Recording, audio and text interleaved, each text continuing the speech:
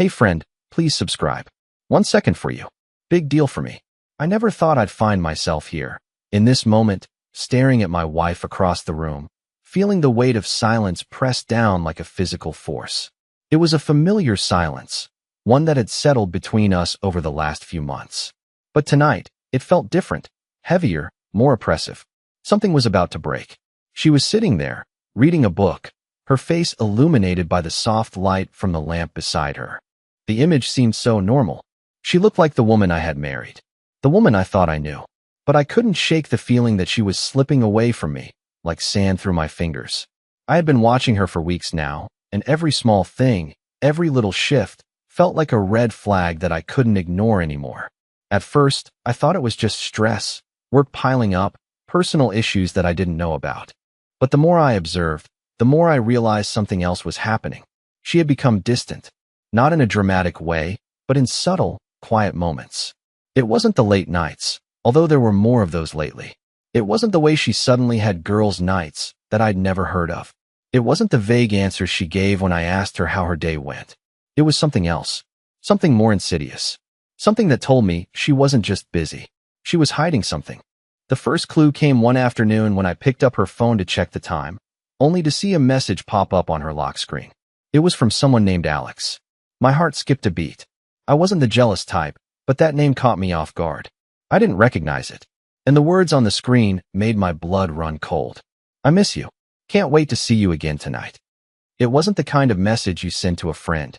The words were warm, intimate. Something in me twisted. It felt like a punch to the gut, but I told myself it was nothing. Maybe it was a harmless conversation.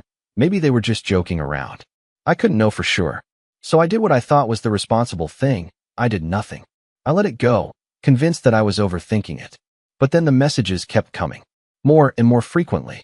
The tone, the laughter, the way they spoke to each other. It was clear that something was happening. But every time I confronted her, she played it off, laughed it off like I was being paranoid. Relax, she would say with a smile. It's just a friend. But I wasn't stupid. I knew what I was seeing. And yet, I stayed quiet. For weeks, I stayed quiet. I let her think I didn't know. I let her think she was getting away with it. And then came the night that changed everything. She was sitting there, on the couch, phone in hand. The glow of the screen reflected in her eyes, and I could see her fingers typing away furiously. I couldn't see the messages, but I could tell by the way she was smiling, by the way her lips curved into something more than just casual amusement, that it wasn't a simple conversation. It was something more. It was them. For a moment, I debated whether I should confront her. Should I just ask? Demand the truth? But then, in that instant, I realized something. She thought I didn't know. She thought she was fooling me. She was lying to my face, and I had let it go on for far too long. So, I did something I didn't expect I'd do. I said it, calmly, coldly, almost like I was speaking to a stranger. Text him back, I said, my voice steady. Tell him you're done with me. The room went silent. The air thickened. I watched her eyes widen, her hand frozen in midair, phone clutched tightly like it was her only lifeline. The smile faded from her face as she turned to look at me, her expression one of shock, one of disbelief. For a moment, she said nothing. But I saw the fear. I saw the guilt in her eyes, the tremor in her hands. She didn't think I knew. She didn't think I had seen what I had seen. And now, here I was, confronting her with the truth, a truth she hadn't expected. Wait, she whispered, her voice barely audible, her breath catching in her throat. And for the first time in months, I saw her truly shaken. I saw her vulnerability, her panic. I saw everything I had been missing. But that wasn't enough for me. Not anymore. I had to know everything. I needed to know the truth. I was no longer the man who stood idly by, waiting for her to confess. I wasn't the man who would let her slip through my fingers anymore. I had waited long enough. She didn't move for what felt like an eternity. I could see the panic rise in her eyes, her lips trembling as she clutched her phone tightly in her hands. For a moment, I thought she might cry. But instead, she just stared at me, like she was searching for an escape, a way out of the trap I had set. I didn't make a move, didn't say a word. I just waited, watching her unravel. I don't know what you're talking about, she finally stammered, her voice shaky. It was the same defense I had heard before, the same lie, the same excuse. But this time, it didn't feel convincing. There was no calmness in her voice, no confidence. She was cornered. I let the silence hang in the air for a moment longer. It felt like the room was closing in on us. I could feel the tension in every breath she took, in every twitch of her fingers as she gripped her phone. She wanted to say something, I could tell. She wanted to explain, to apologize. But there was nothing she could say that would make this right. Text him. I repeated, my voice colder this time. Tell him you're done with me. Right now. Her face went pale, the blood draining from her cheeks. She looked like she might pass out. But she didn't move. She didn't say anything. I could feel the weight of the moment, the inevitability of it all.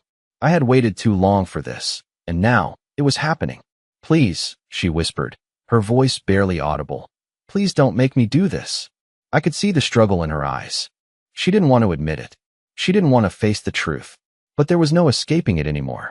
She was caught, and there was no way out. I stood up slowly, crossing the room to where she sat. Her eyes followed me, her body tense, frozen in place. I reached out and gently took the phone from her hands. She didn't resist, but her eyes were full of fear of what would come next. Do it, I said again, my tone unwavering. She looked at the screen, her fingers shaking as she hesitated. For a brief moment, I thought she might just walk away from it, ignore me, and continue pretending. But then, slowly, she began to type. The message was short, just a few words, but they stung. I could see it as she typed it out. I'm done. It's over. When she hit send, a wave of relief washed over me. I didn't feel the victory I thought I would. There was no satisfaction in knowing that she had admitted it. I was numb. The words she had sent haunted me. It's over. Those words felt like a finality, like a door slamming shut. But as soon as she pressed send, something changed in her. She turned to face me, her eyes filled with something I hadn't seen in a long time. Regret. It wasn't the kind of regret that came from feeling guilty. No, this was different.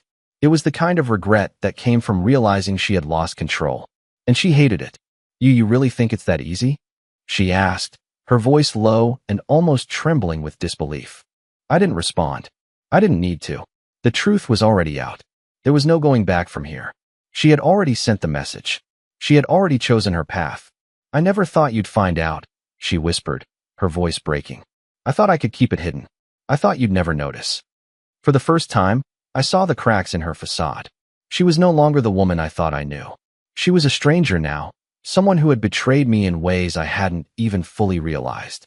I could see the guilt in her eyes, but there was something else there too, something darker. Fear. I stepped back, unable to look at her anymore. I felt a coldness spreading through me, a numbness that I couldn't shake. I didn't know what to do with myself, what to feel. All I knew was that I had been living in a lie, and now, I was staring at the wreckage of everything I thought I understood. She looked at me for a long moment, waiting for something, an apology, an explanation, a response. But I had no words left. The silence between us was deafening, and the weight of her betrayal hung heavily in the air. Finally, she stood up, her voice barely a whisper. What now? And for the first time, I didn't know what to say. I stood there, paralyzed by her question. What now? Her voice was fragile, but there was an edge to it, a desperation I hadn't heard before. I had always imagined what it would be like when I finally confronted her, but now that it was happening, it felt like I was in a bad dream. The reality of it was suffocating. I couldn't look at her. I couldn't bring myself to. It wasn't that I was angry, not exactly. It was more like everything inside me had gone cold.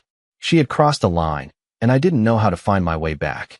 All the lies, all the moments she'd convinced me everything was fine, came rushing back in a tidal wave. And now, I was standing in the wreckage of it all. She moved closer, tentative, as if afraid to provoke me. I didn't mean for it to happen this way, she said, her voice trembling. I never wanted to hurt you. The words sounded rehearsed, as if she had been practicing them in her head. But they didn't mean anything to me anymore. I had heard all of it before.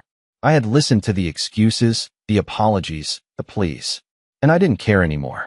Then why did you do it? I asked quietly, finally turning to face her. My voice was steady, but inside, I was shaking. Why did you go this far?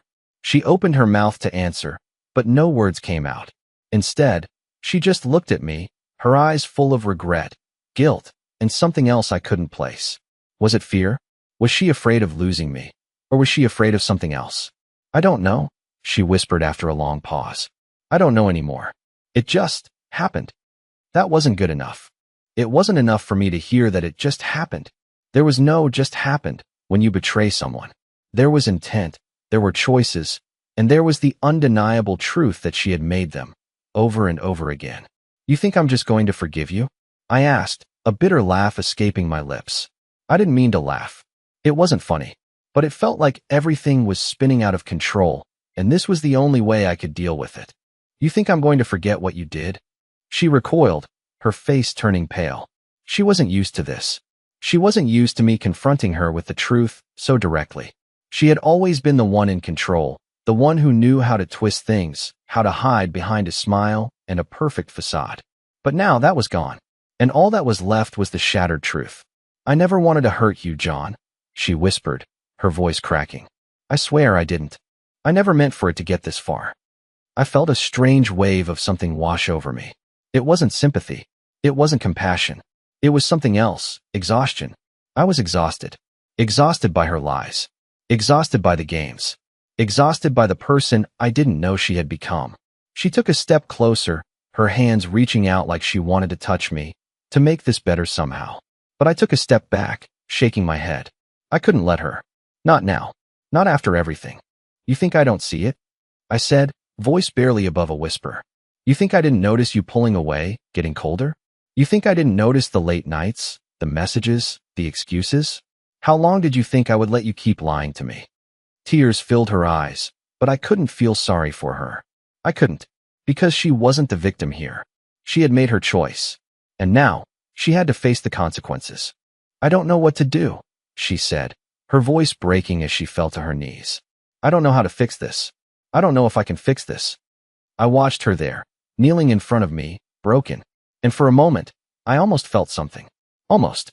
But then the reality of what she had done settled back in. The feeling faded. You can't fix this, I said flatly. Not anymore.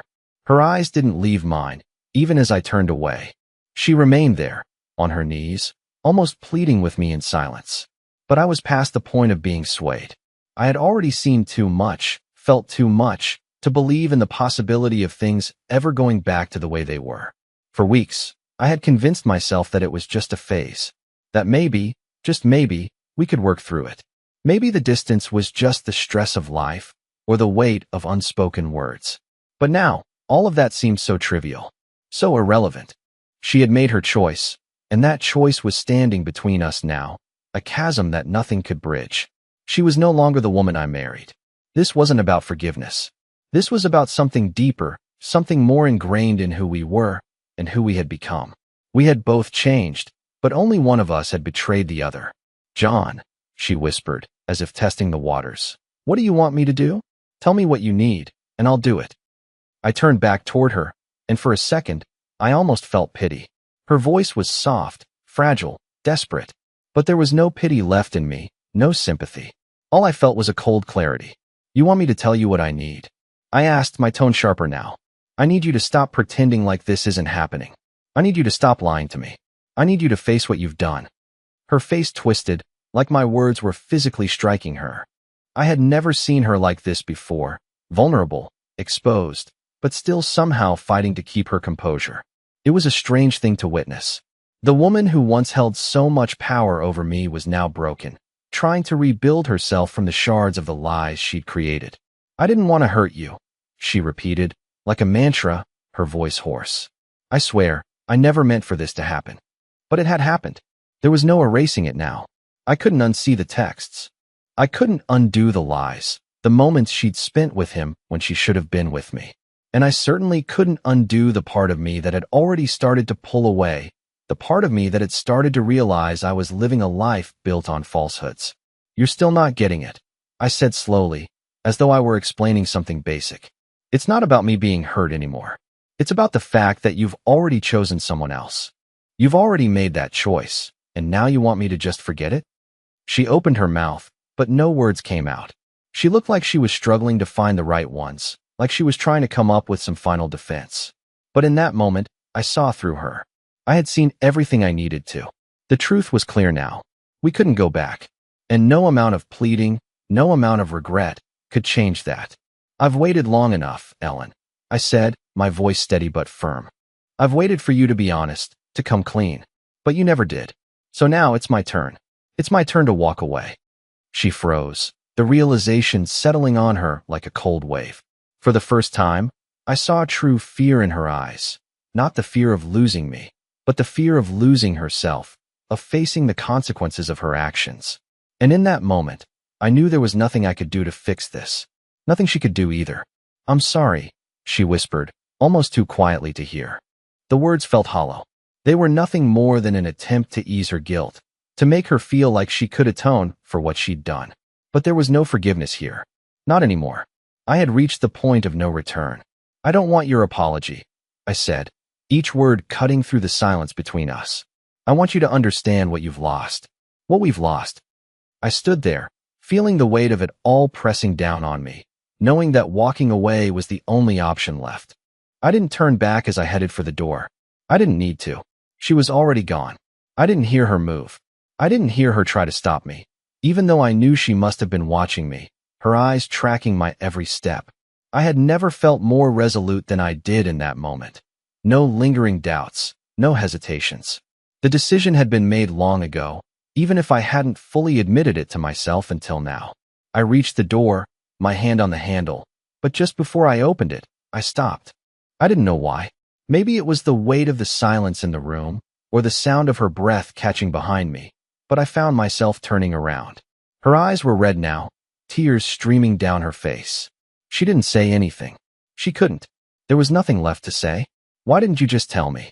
I asked, my voice quieter than before, but with a new kind of finality. I had wanted an answer to that question for so long, but now it felt pointless. It didn't matter. Why keep lying? Why drag it out? She shook her head, her hands clasped tightly in front of her like she was trying to hold herself together. I didn't want to lose you, she said, her voice barely above a whisper. I thought I could fix it. I thought I could stop before it went too far. I exhaled slowly, the weight of her words hanging in the air between us. I had always trusted her more than anyone in the world. But now, the reality of what had been happening behind my back was impossible to ignore. I gave you chances, I said, my voice colder than I intended. I gave you every chance to tell me the truth, to stop this before it went too far. But you didn't. You chose him instead of me. And now here we are. She closed her eyes, as if she couldn't bear to look at me anymore. Her body was trembling, the silence between us thick and suffocating. I watched her, but there was no satisfaction in it. No relief. It wasn't justice. It wasn't even closure. It was just the end. I don't know how to fix this, she said, her voice breaking again. I don't know how to make it right. I looked at her for a long time, trying to find the right words. But there was nothing left to say. The truth had already been spoken, and the damage had been done. I had already made my decision, and there was no going back. I don't think you can, I said finally, the words feeling like a weight lifting off my chest. Because what's broken isn't something you can fix. She looked at me then, truly looked at me, and in that moment, I saw the woman I used to know, the woman I thought I had married. But she was gone, and I wasn't sure she'd ever really been there to begin with. Goodbye, Ellen, I said quietly. I didn't look back as I walked out the door, my footsteps echoing in the empty house. The finality of it settled in like a heavy fog, and I knew it was over. I didn't look back when I closed the door behind me. The sound of it latching felt like the final punctuation to a sentence I never wanted to finish. As I stepped out into the cool night, the weight on my chest didn't lighten. It felt like I was carrying something heavy, something that I couldn't set down. My mind raced, but the thoughts were disconnected, like a jumbled mess I couldn't untangle. I should have felt relieved, but I didn't. I had always thought that when a relationship ended, there would be a moment of clarity, a sense of relief. A clean break, no looking back. But there was no relief. There was just the nagging ache of betrayal, of knowing that nothing would ever be the same again. I didn't know where I was going as I walked through the empty streets, my steps echoing in the silence. I wasn't thinking about where I would sleep or what I would do next. I was thinking about her, about everything she had taken from me. How had it gotten so far? How had we drifted so far apart without me even realizing it? The phone buzzed in my pocket, interrupting the chaos in my mind. I pulled it out, not surprised to see her name on the screen. I almost didn't answer, but something in me snapped. I wasn't going to let her control the narrative anymore. I swiped to answer the call, holding the phone to my ear. "John," she said before I could even say hello. Her voice was small, fragile, like she had no idea what to say to me anymore. "Please, can we talk?" I wasn't ready for this. I wasn't ready for her to apologize again, to try and explain away the mess she had created. But I knew this wasn't going to be over. "Not yet." "No," I said, cutting her off before she could continue. "There's nothing left to talk about, Ellen." I could feel the tears in her voice, even through the phone. "Please," she whispered, her voice barely audible. "I can't lose you. I don't know what I was thinking. It was a mistake. I swear, it wasn't what you think." I felt my jaw tighten. The words she was saying were all the same. I had heard them too many times already. How many times had I listened to her tell me she was sorry, only for her to do it again? It was never enough. It wasn't going to be enough this time either. "You don't get it," I said, my voice cold. "It's not about what you think. It's about what you did. And I can't just forget that." There was silence on the other end of the line, the kind of silence that speaks louder than words. I didn't know what I expected from her at that point. Maybe I thought she would beg. Maybe I thought she would finally come clean and admit everything, the full truth. But I didn't get that. "I know I hurt you," she said softly. "I don't expect you to forgive me. I need you to know that I never wanted to lose you." "I'm already gone," I replied, each word a quiet confirmation of what had been building for months. "You lost me the moment you made that choice." I hung up before she could respond, before she could say anything else. There was nothing left for me to hear. I didn't know how much time passed before I found myself sitting at the edge of a park, the night air cold against my skin. I had no real destination, no real purpose. It felt like everything I knew had been pulled out from under me, and now I was just drifting. But even as I sat there, the weight of what had happened began to settle in. I was free. The truth had come out, and there was no more pretending. But freedom didn't feel like I thought it would. It felt empty, and somehow it felt wrong. I couldn't explain it. Freedom was supposed to feel like a release, like something finally breaking loose after years of pressure building up. But all I felt was this hollow ache inside me. I thought about all the things she had said, all the times she'd looked at me with that perfect smile and assured me everything was fine. She had fooled me. She had lied to me for so long that I couldn't even remember the person I used to be when we first met. Back then, it was easy to believe. She was everything I had wanted. She had seemed perfect, and I had convinced myself that we were perfect together. But perfection doesn't last. It crumbles slowly, quietly, like dust settling into the cracks you never noticed before. And once you start to see the cracks, there's no one seeing them. I stood up from the park bench, the chill in the air biting at my skin. It felt good to be out of the house, away from the memories that seemed to cling to every corner, every piece of furniture. But even as I walked through the streets, there was a weight on my chest that refused to lift. I didn't know how to move forward. The thing was, I wasn't angry anymore. Anger had passed the moment I walked out of the door, the moment the truth was laid bare between us. What I felt now was different. It was deeper, quieter. It was the slow realization that my life had been upended in a way I couldn't undo. And that, for some reason, terrified me more than anything else. I couldn't stop thinking about her, about Ellen. What was she doing now? Was she crying, regretting everything? Was she thinking about me the way I was thinking about her? Or had she already moved on, already found someone else to fill the empty space I'd left behind? The questions were suffocating, but I couldn't escape them. I needed to know if what I felt was real. I needed to know if she was truly sorry, or if this was just another round of guilt tripping to make me feel bad for her. I pulled out my phone again, staring at it for what felt like hours, my thumb hovering over her contact. Should I call her? Should I let her explain herself one last time? Maybe this time, she would finally tell me the truth, the whole truth. But then I stopped myself. What good would it do? What was the point? I had already given her the chance to be honest, to come clean. She had chosen to keep lying, to betray my trust over and over again. I wasn't going to let her drag me back into that cycle. I dropped the phone back into my pocket and walked faster, letting the cold air clear my head. There had to be something else. I couldn't just sit here and let my life be defined by the mess she'd created. I had to move on. I had to rebuild. But rebuilding is never as easy as it sounds. It's not a matter of simply moving past something. It's about relearning how to live with the pieces that remain. And right now, I wasn't sure I even knew what those pieces were. Days passed, and the heaviness in my chest slowly started to lift. It wasn't immediate, and it certainly wasn't easy. Every corner of the house still held a memory of her, of us. But I kept moving, one foot in front of the other. I started taking care of myself in ways I had forgotten. I rediscovered things I loved to do. Long walks in the evenings, reading books I had never had time for, even starting to cook again. Something I used to enjoy before life with Ellen became about nothing more than keeping the peace. I wasn't doing this to get over her. I was doing this because I needed to remember who I was before I became wrapped up in someone else's lies. Then, a few weeks later, I got the call. It wasn't her. It wasn't Ellen. It was from one of her closest friends, Sarah, someone who had always been in the background of our lives. I had met her a few times, but we weren't close. But when I saw her name on my screen, I felt a pit in my stomach. "Hey, John," Sarah's voice crackled through the phone. "I don't know how to say this, but Ellen, she's been trying to reach you. I know things ended badly, but you have to know something." I paused, the calmness I had finally found wavering. "What happened?" There was a moment of hesitation on the other end.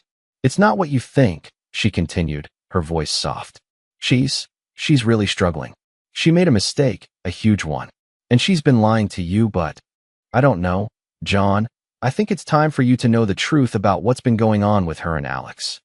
The name hit me like a freight train. I didn't want to hear it, but I needed to.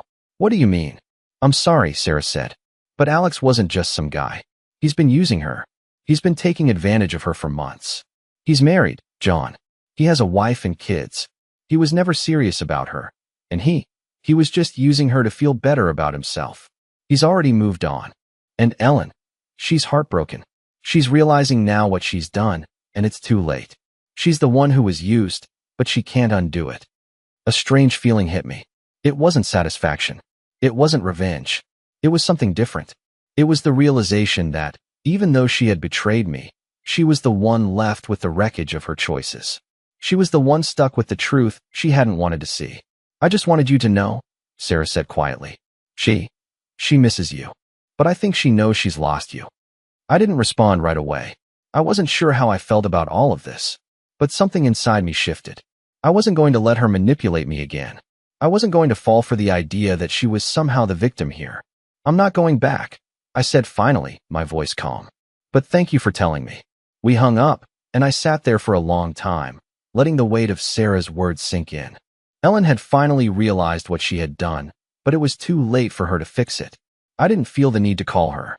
I didn't feel the need to respond to any more of her desperate messages. The truth had already come out, and I was done. But as I walked through the streets later that day, I couldn't help but feel like a weight had truly lifted. I wasn't a victim in this. I was free. I was stronger for it. And no amount of regret or guilt could change that. The rest of the world opened up in front of me. I started meeting new people, taking risks, and living for myself again. I focused on building the life I had nearly forgotten about while I was with her. Slowly but surely, I found myself again. Ellen had lost me. And, in the end, her choices, her betrayals, had led her to a place where she had nothing left but the consequences of her actions. She wasn't going to get the happy ending she had imagined. That was my closure. And as for me, I wasn't going to be held back anymore. I had learned something valuable through all of this. Sometimes, you have to lose everything to find yourself. And I was finally free. Please like the video and share your thoughts in the comments. I read them all.